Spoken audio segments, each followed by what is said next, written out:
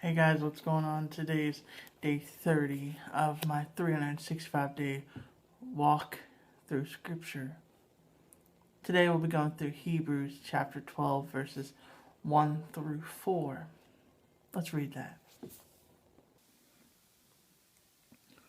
Therefore, since we are surrounded by so great a cloud of witnesses, let us also lay aside every weight and sin which clings closely, and let us run with endurance the race that is set before us, looking to Jesus, the founder and perfecter of our faith,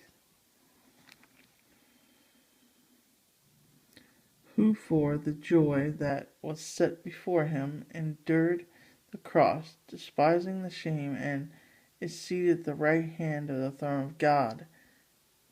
Consider him who endured for sinners such hostility against himself, so that you may not grow weary or faint-hearted. In your struggle against sin, you have not yet resisted to the point of shedding of your blood. Hey guys, so in this particular scripture, I've heard many, very many sermons, ranging from we have a great cloud of witnesses, which are the lost people, to we have a great cloud of witnesses, which are our old family members, to which I believe is true. We have a great cloud of witnesses, which are the saints that have gone before us. They're cheering us on, and they're hoping that we continue to fight the fight.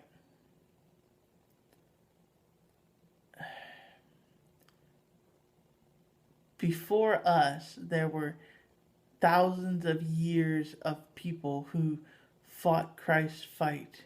And before Christ, there were thousands of years of people who fought the fight of pre-Christ, pre-Messiah. We are lucky enough to live in this day and age where Christ has been around for more than 2,000 years. He's been dead and resurrected for more than 2,000 years. We have a great cloud of witnesses that keep track of us. So, the writer of Hebrews makes a mention here about running the race and things like that, or keeping up the faith. We're going to look, in my mind, we're going to think about what do you do when you're running a race, when you're running a marathon?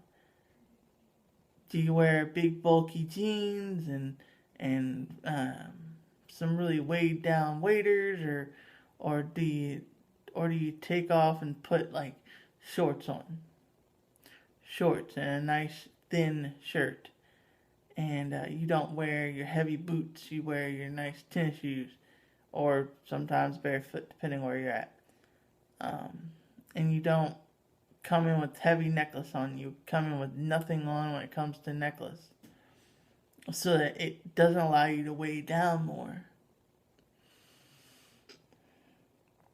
So, we're in the scripture, you're looking at things like sin, stuff that holds us down, hinders us to do what God calls us to do. Now, to be said, that does not mean that we are to be perfect here on earth, but we are to be as close to Christ as possible. It's actually what Christian means. It means little Christ. I know this is a very daunting task, but at the end of the day, we have to think, who do we want to be more like? Do we want to be more like the lost people and to toil in the mud and the dirt? Or do we want to follow Christ's example?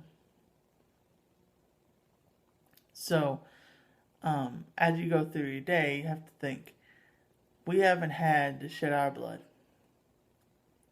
Yes, we've been through pain. Yes, we've been through torture. Yes, we've done a whole bunch of things. But we haven't had to shed our blood to save ourselves. Christ did that for us.